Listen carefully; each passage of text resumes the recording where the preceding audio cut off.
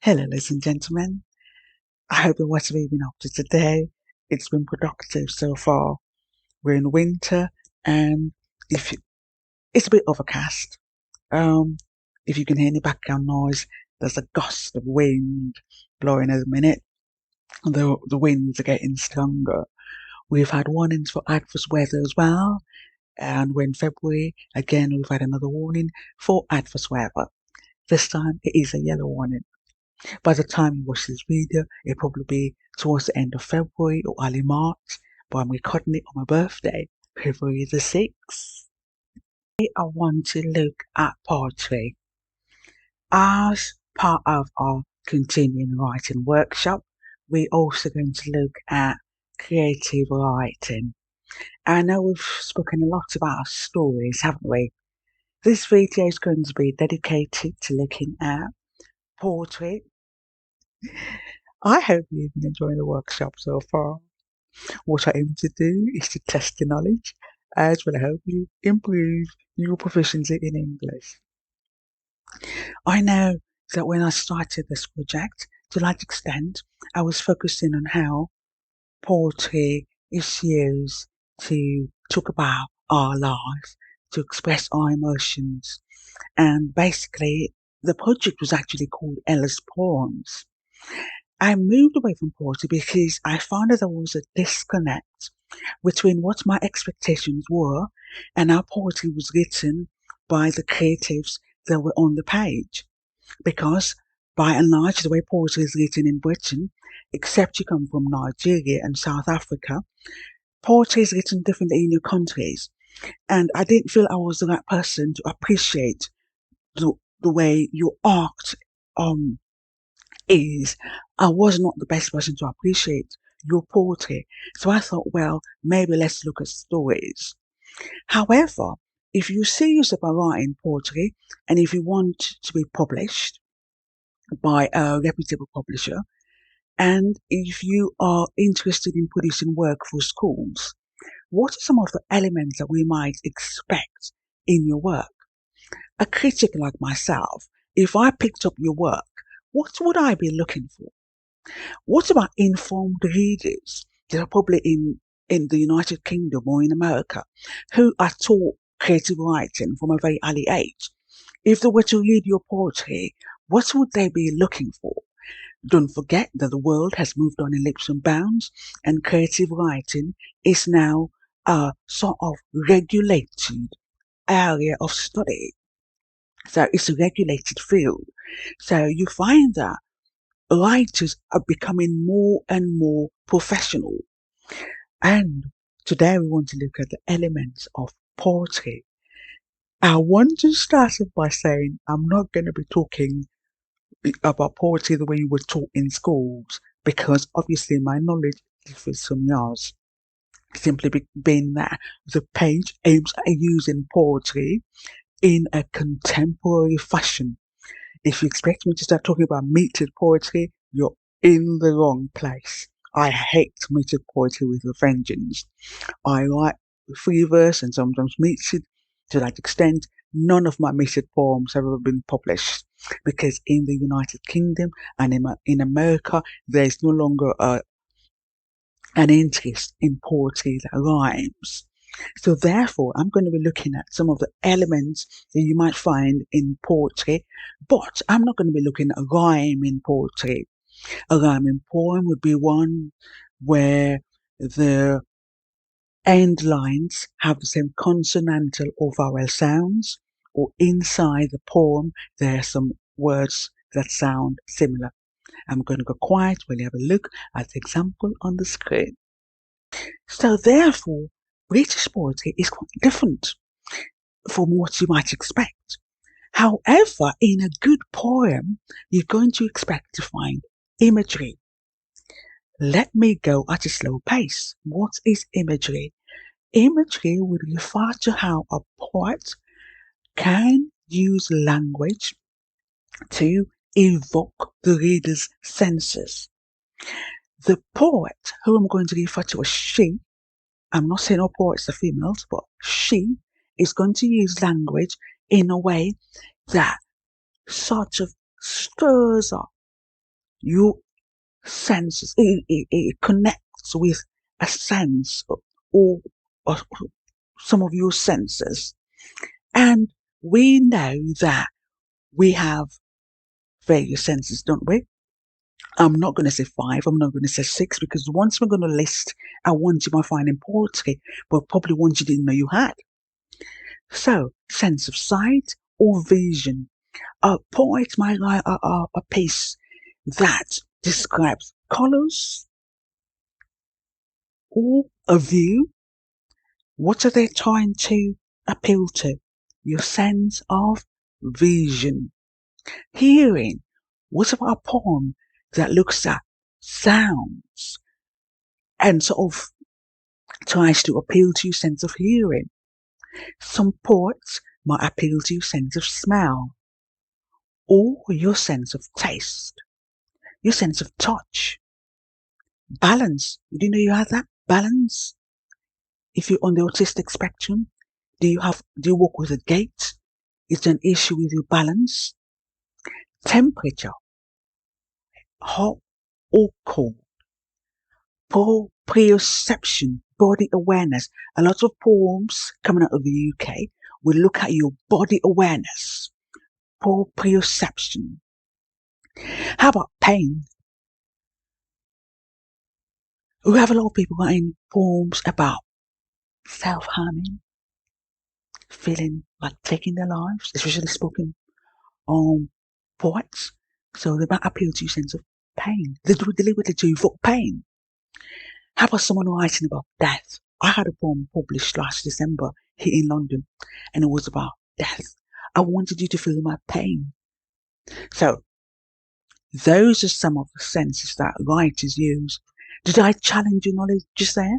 Were you expecting me to just talk about ones you know? So imagery would be how the writer uses words and expressions to appeal to the reader's senses. Don't forget, the reader only has words. Then maybe if you are a poet that writes for children, you might have illustrations. In the absence of illustrations, you're going to use language to evoke one's senses. I want to move on quickly now to what a literary device is. Before I do so, can I just say the poems I'm going to be looking at are contemporary poems. I'm not going to be talking about mythic poetry. So if you think I'm going to look at a poem like this, please have a look at what's on the screen.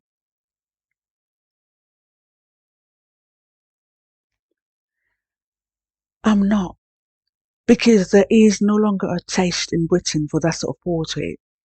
This is why I stopped calling myself Ella's Poems, because when I was calling myself Ella's Poems, I had people from, especially the African continent, who use poetry completely different to how we use it in Britain, who write poetry different to how I write.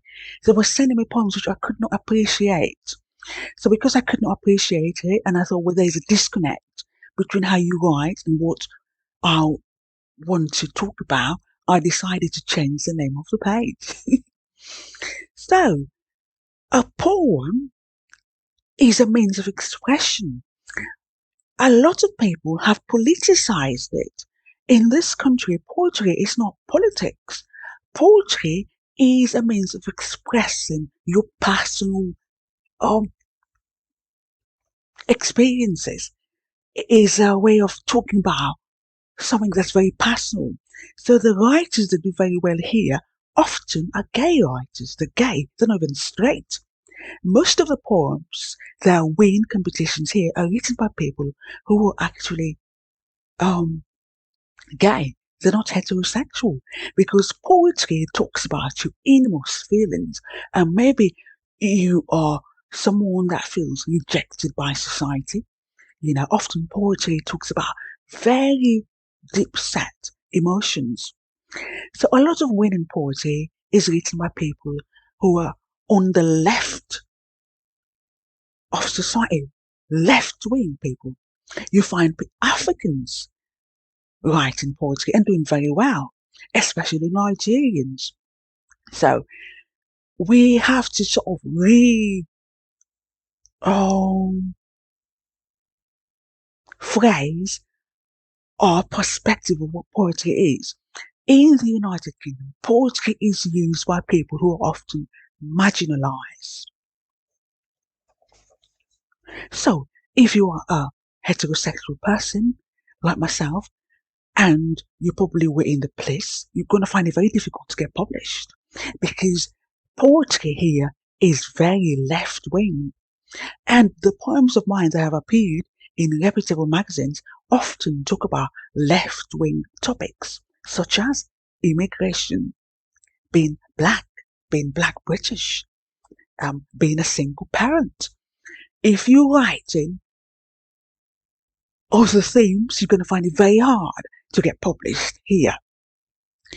I'm going to, in the course of the video, discuss contemporary poetry. I want just, in your spare time, to go and look up what these poems are. An eco poem. What is an eco poem? Because they're very popular in Britain. What is a prose poem? A haiku, a Fibonacci, a stanza. What are architectural poems? What are shape poems? What is a free verse? What is a haiku inspired poem? So if you write these poems, you're very likely to get published. Hello. As we continue looking at poetry today, I want to talk about the types of poems that I have seen published in magazines here, and the sort of poems that when I read who's won a competition, the sort of poems that they write. Again, poetry talks about your personal experiences. It's about making the personal public. Whichever form you choose to express your art is up to yourself.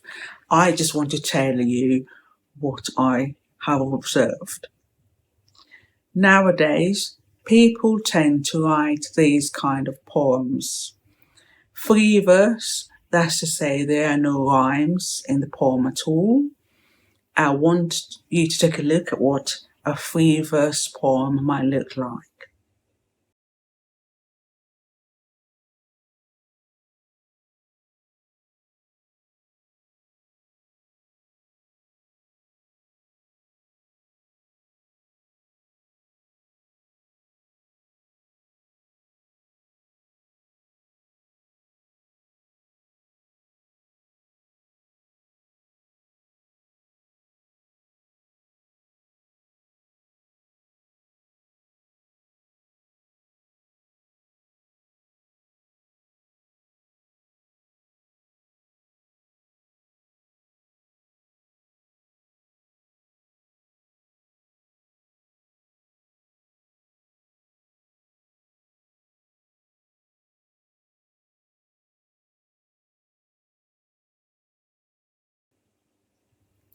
Also, some of the people might write what's known as a haiku. Haiku, those sort of poems originated in a country called Japan. They mostly were written about nature. A haiku is a formal poem because it has a certain number of stress per line that you have to use. So a stress means the part of the word that you accentuate, that you say louder. How would you say the word believable? Believable.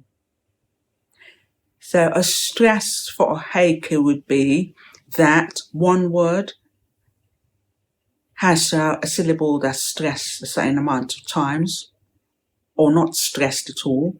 So the first line will have 5 stressed words. The next line will have 7 stressed words. The third line will have 5 stressed words. So you'd have a 5-7-5 line pattern. That is a traditional haiku. Please take a look at what's on your screen.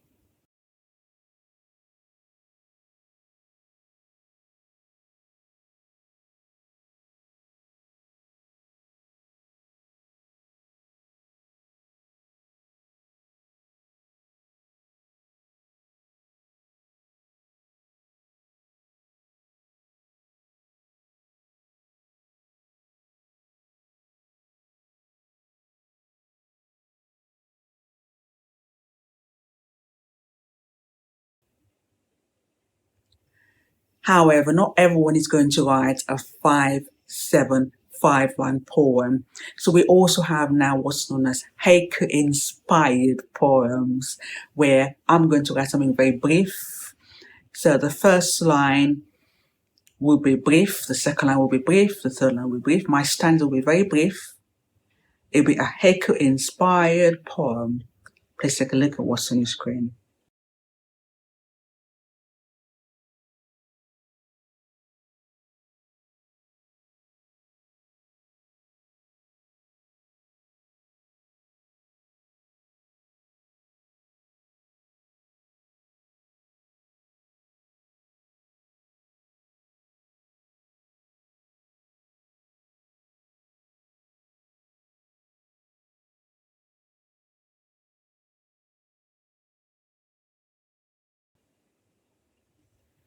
Poetry nowadays tends to be brief.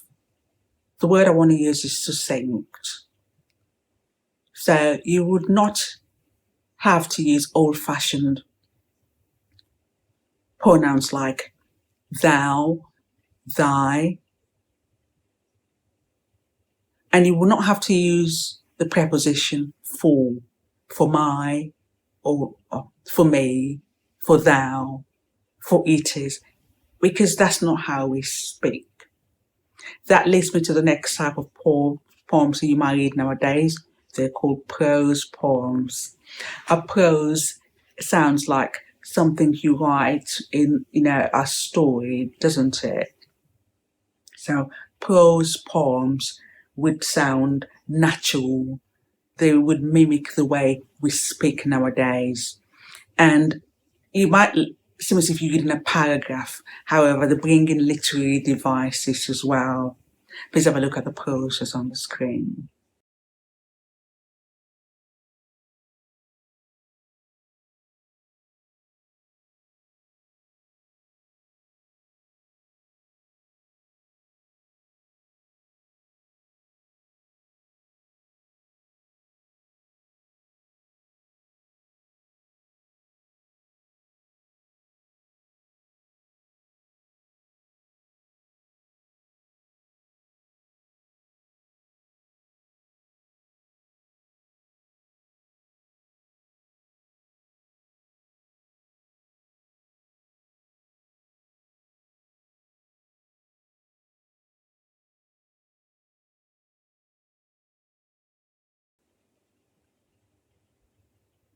Have you noticed the contemporary poems are quite short? How about a poem called a Fibonacci? A Fibonacci is a mathematical type of poem, and it is based on a certain number of lines. So each line has a certain number of words. There's something known as the Fibonacci sequence. Please have a look at my Fibonacci that's on the screen.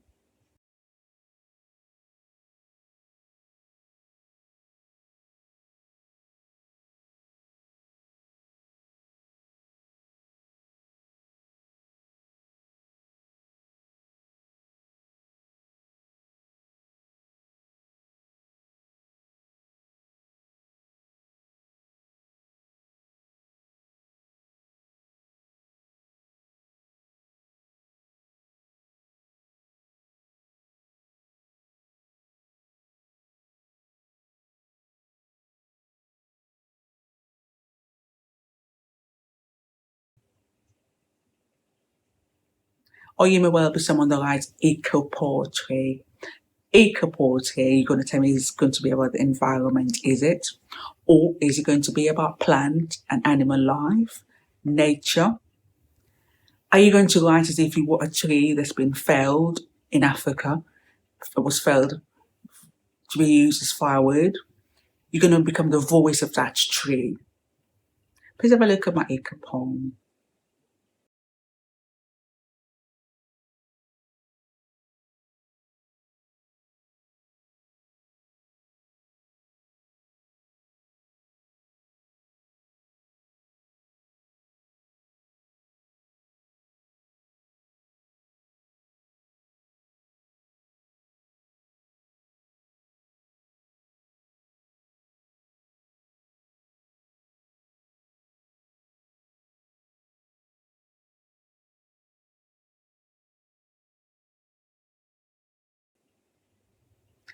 Some poems nowadays just look like stanzas, look like one block. There's no break into stanzas, even it's just one stanza. A good example would be to look at this lady's poem. She was a runner-up in last year's National Poetry Writing Competition.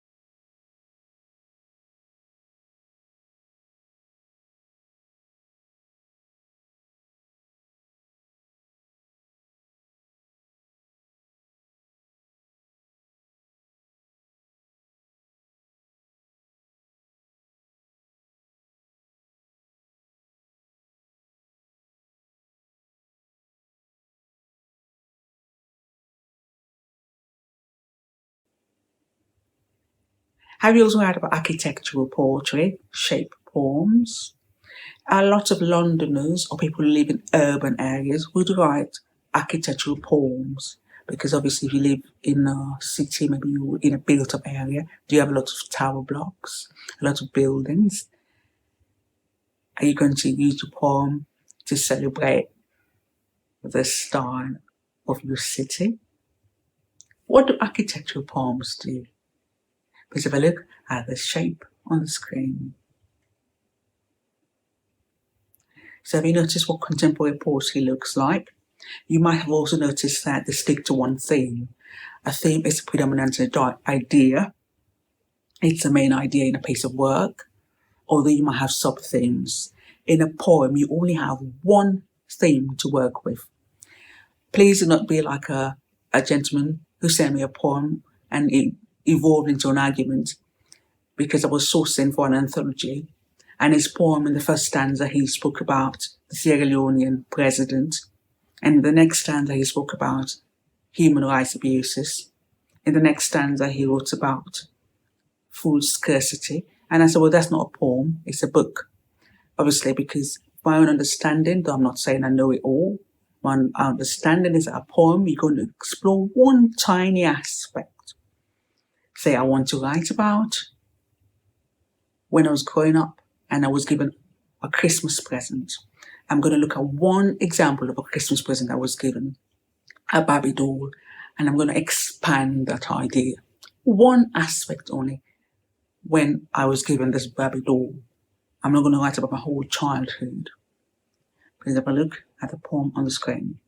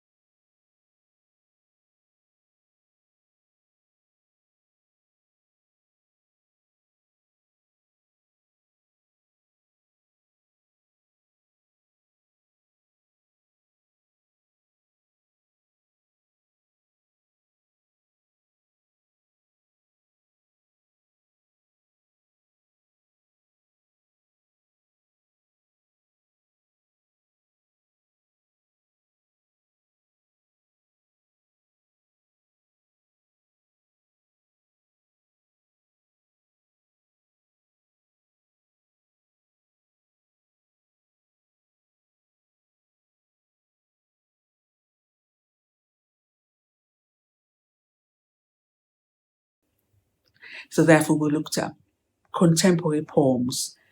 Do you want any of these? I wish you did, because then we'd have a whole different conversation.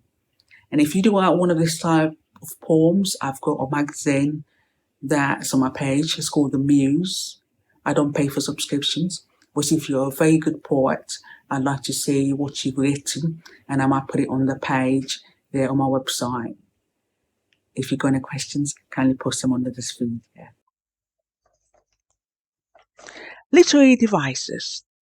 A poet would use a literary device. You're not going to use all the literary devices in the poems, but you're going to maybe use a few of them, especially if you're writing for academic purposes. If you're just a lady like myself, just writing because you like writing, you're probably not going to use these devices at all. And literary devices are not only used by poets, they're increasingly used by writers such as Chimamanda Ngozi. I want us to look at what a metaphor is. If I say a poet like Umar Farouk Sise uses language metaphorically, what do I mean? I mean he's going to compare two objects, two things that probably are not similar, but he wants you, the reader, to see the elements of one aspect in probably what he's describing. A metaphor would compare two objects, and often it doesn't use words like and as.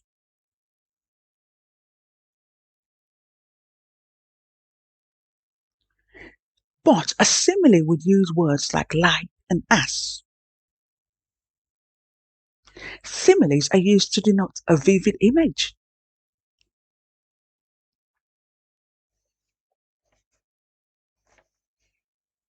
So I ain't going to be talking about metered poems, because when you talk about metered poetry, it's just so contentious. I find that some of the creatives on the page want to write metered poetry. Well, I'm afraid I'm not the lady for yourself, because it's not to my taste. I'm going to say something which is also going to ruffle people's feathers. I do have a background in English literature, and when I did my first degree, I compared the work of Syl Chinikoka, who's a Sierra Leonean poet, and the poetry written by Dennis Brutus, who was a Zimbabwean that lived in South Africa. So I looked at elements of Southern African poetry and elements of West African poetry. So I do have some knowledge of what Southern African poetry is, and I do have some knowledge of West African literature that you know, obviously, by following the page. To that extent, I had to tweak my art for the British audience, because the audience here are very, very, very knowledgeable. Don't forget, literature started here. Poetry started with who? William Shakespeare. Basically, not he wasn't the first poet. We want to talk about poetry. We don't want to talk about ballads, sonnets. Who do you think about? Good old William Shakespeare, innit? So the audience here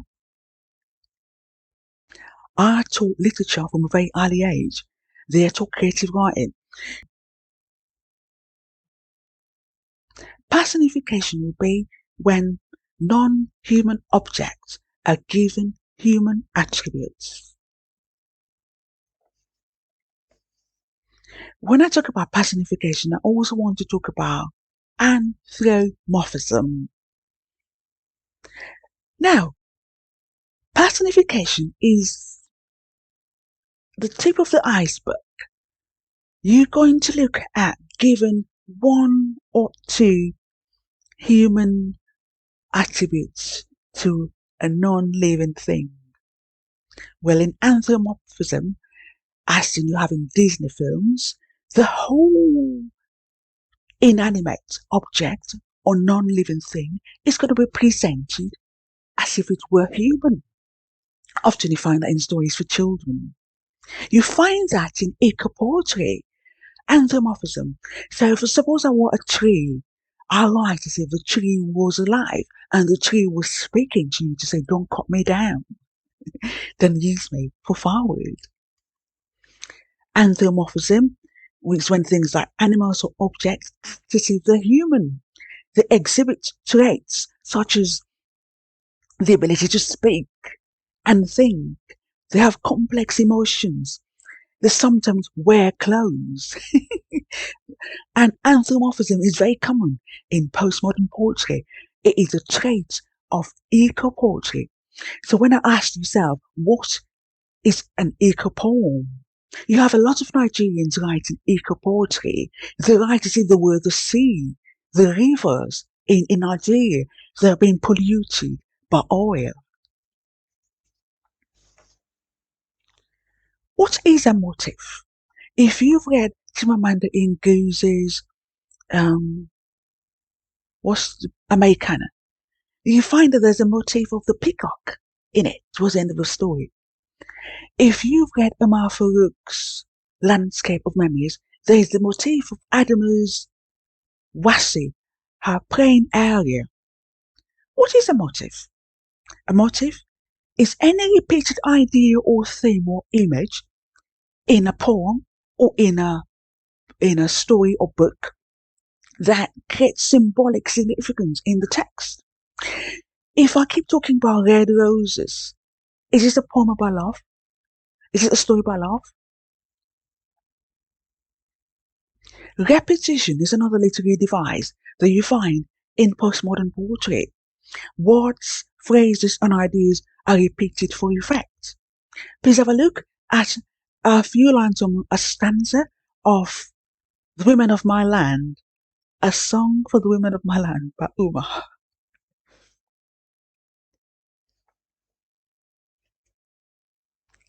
Listing.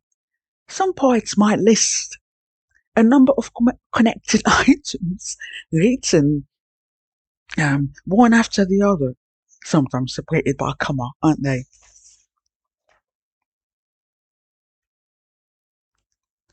You all probably know alliteration. Alliteration is the repetition of the same sounds, mainly consonantal sounds. They're usually at the beginning of a word, not always. Have another look at a line by Uma Folksy.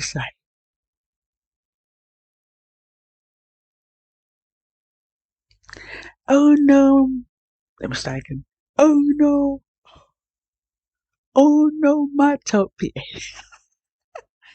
Onomatopoeia. I'm having a laugh. Onomatopoeia refers to the sound of words to express or underline their meaning. A howling fox. Bang, bang. Went the fireworks. Thump, thump. Went the president. Now, can I say if you're going to use a literary device or literary technique, can you link it to a theme? Do not just throw it in there because you think it's a poem. I've got to use a simile, and I've got to use alliteration, and I've got to use assonance. You make sure that if you use an assonance, which would refer to the repetition of vowel sounds, can you make sure that it's linked to your theme? Or if you're using a literary device in a story or in a book, you're going to link it to a setting. You're going to link it to character development. You're going to use them to enhance your plot. There's a lot of colloquialism in British poetry, especially the use of the F word. So, a poem here that won the National Poetry Competition about 3 or 4 years ago was written by a Korean migrant to Britain. And in Korea, he never swore. But when he came to England, he wanted to mimic how British people speak, especially Cockney people live in London and Essex, and they like to go, F this, F that. So in the middle of the poem, the guy went, F that. And it was so dramatic, it was funny. And you find a lot of colloquialism in postmodern poetry. So something like, in it, right up your street, colloquialism. You're using casual and informal speech in poetry. If you might even use a slang. In a book, you might maybe drop the last line. For example, pardon me, the last letter. You might drop the last letter, for example, I show on the screen, the last letter of a word. An epigraph. My book, Misjudged and Misperceived, has an epigraph, hasn't it? Or I think, pardon me, it's the book, What the Cecil Said to Me, that has an epigraph. It's a quotation. It stands all by itself. It's a quotation. It introduces the work and it sets the pace. So here's the epigraph from What the Cecil Said to Me.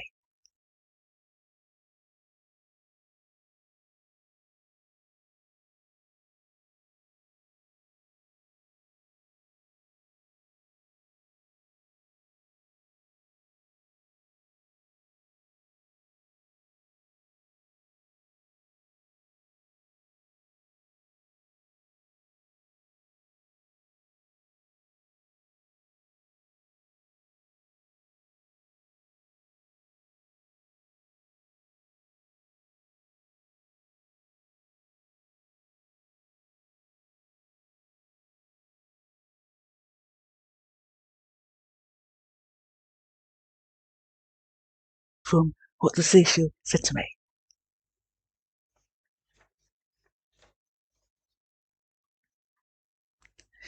Euphemism. Euphemism. If I don't want to offend your taste, because maybe in your cultures, maybe you're quite prim and proper, you're not like us here in Britain. Yeah. So I have to use a word that you wouldn't find offensive. Instead of saying someone died, I might say they passed. He's 6 foot under. He's no longer with us. He's dead in it. He's dead in it. Something unpleasant or hurtful.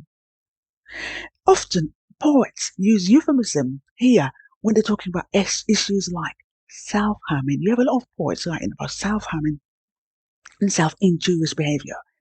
So they might say, that slash, that cut, the adrenaline, instead of saying, I was cooking myself. Foreshadowing is a technique used a lot by Umar Farouk in his book, Landscape of Memories. So literary devices are not only restricted to poetry, they're used also in prose, in storytelling and in other art forms. Foreshadowing means I'm going to hint at a future event that something's going to happen even before it does. When we looked at Landscape of Memories by Umar Farouk, we talk about how Adama had a foreshadowing before the rebel war broke out in Sierra Leone. A hyperbole. It's not the Super Bowl in America. A hyperbole is using exaggeration to add a kind of oomph to what you're saying. Often, it's so exaggerated, it's unrealistic. They do it to exaggerate a theme. For example, if I say, I waited a whole lifetime for Mr. Right, that's not true, innit? I didn't wait a whole lifetime. It's just an exaggeration.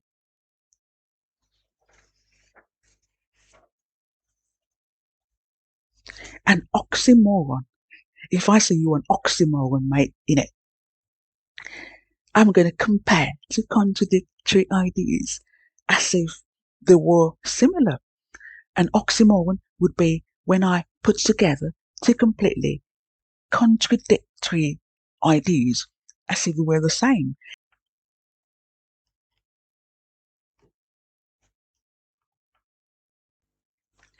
An oxymoron would be combining contradictory ideas to sort of give deeper meaning to what you're saying. On my page, I have a list of different types of oxymorons. There are a variety of oxymorons that are used in literature.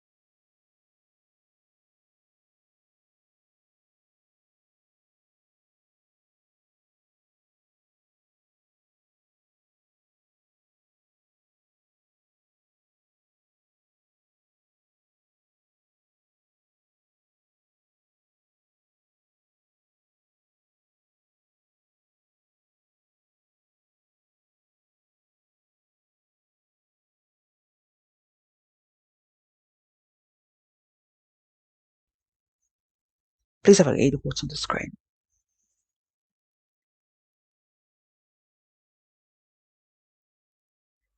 Let's talk about a paradox, because if you talk about oxymoron, you probably think, well, what is a paradox? Also with a paradox, you have two contradicting ideas, but they're sort of like saying the opposite of what I want to say. So I'm hot, but I'm actually cold. What does that mean?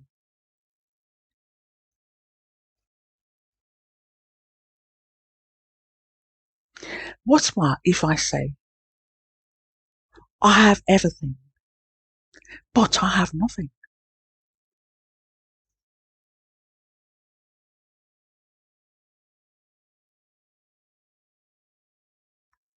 So think of oxymorons and think of paradoxes. At this point, I need to say a poet would use language figuratively. So I waited till this stage of the workshop to look at poetry, because we're now going to use language not on the superficial level. We're going to give language a deeper meaning. Please have a read of the poem on the screen.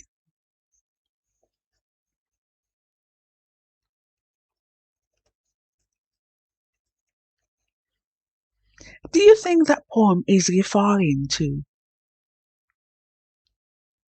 aspects as you would talk about them ordinarily? Or is it giving things and language a deeper meaning?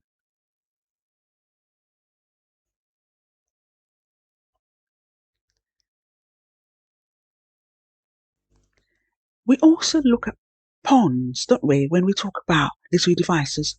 What is a pun? A play on words? You might use homophones.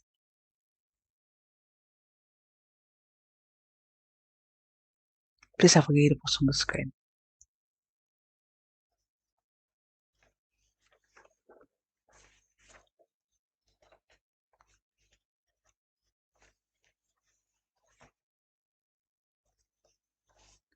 Have you heard of a satire? Some works are satirical, aren't they? So you're going to create a parody of human society. You're going to exaggerate an episode or an event. And you're going to criticize the faults in human behavior. You're going to do it in your poem, or you're going to do it in your story. You've got to be very clever to write a satire. Isn't that what they said? They said that all of the cleverest writers do satire, something like that. Your tone would refer to your language. Often when you critique in a poem, you look for imagery, tone, and style, don't you? Basic poetry appreciation, primary school, secondary school poetry appreciation. You look for the tone, imagery, and the style, won't you? Tone refers to the language, choice of words. Is it euphoric, satirical, critical, heavy, sad, depressing, ambiguous? Have you ever written a poem about space? A far-fetched poem? Have you ever imagined that you were catapulted into space? What would be your tone? The tone of language you use if you wrote a poem like that? There are lots of poems like that in the UK. Symbolism. We spoke about motifs. Motifs are little symbols, aren't they? Symbolism is related to motifs. We use characters, objects, actions, or things that keep recurring in your poem or your story to give them a profound meaning, to a larger theme, or to represent something else, maybe a concept. And at this point, I want to look at what a theme is. A theme would be a predominant or prevalent idea in a poem. Since we're looking at poetry, I'm not going to talk about themes in stories, but in a poem, it would be a predominant or recurring idea. The issue I had with accepting poems from the continent of Africa when I was looking at creatives from the continent was that they have too many themes in their work. You don't want to create a salad. You want to create a work of art. So my one theme in this poem, can you guess it? Please have a read of the poem on the screen.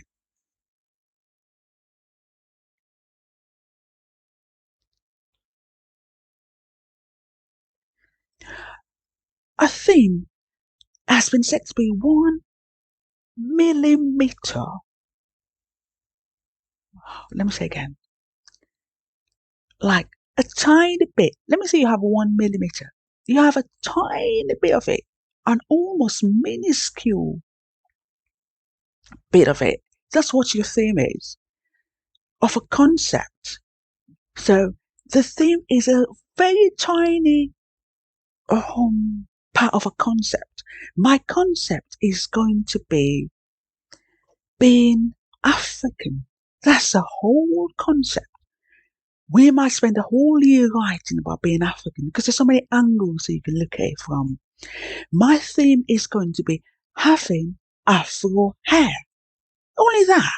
In my poem, I'm only going to talk about having Afro hair. Please have a look at the poem on the screen. Obviously, to a large extent, it relates to the concept of being Black African. Please do not bring everything into the poem. Like, when I used to receive poems from Sierra Leone, they would write about politics, elections, agriculture, human rights. It's a whole book. A poem has one theme. Please have a look at the poem on the screen. It's by a Zambian writer. It's by Anna. Please tell me what you think the theme is.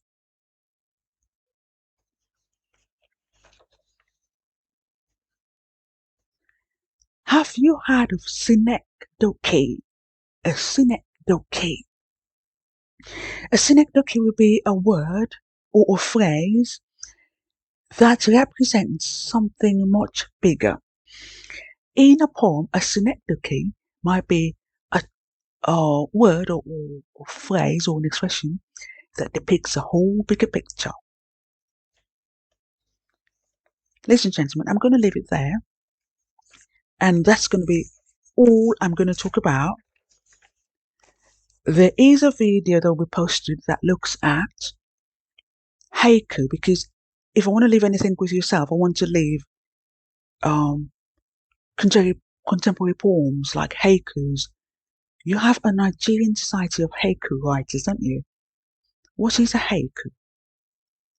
I haven't looked at metered poems. I don't have the skill set to talk about metered poems. I don't have a PhD in English because metered poems are the forte of people with doctorates in the United Kingdom. If you are a metered poem, you probably got a doctorate in English, and you're probably going to look at the meters of John Keats or Shakespearean meter, or I write some meters, but by and large, it's not my forte. If you've got any questions, can you please post them under the video? What's the week up to today? I'll be productive.